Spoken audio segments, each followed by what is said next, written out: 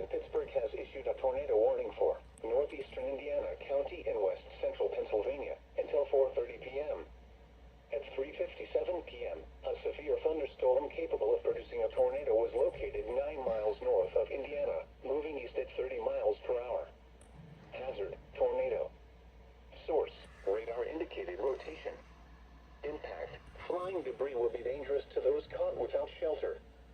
Mobile homes will be damaged or destroyed. Damage to roofs, windows, and vehicles will occur. Tree damage is likely.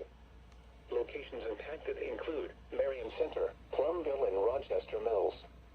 Move to an interior room on the lowest floor of a well-built building away from windows. If you are outdoors, in a mobile home, or in a vehicle, move to the closest substantial shelter and protect yourself from flying debris.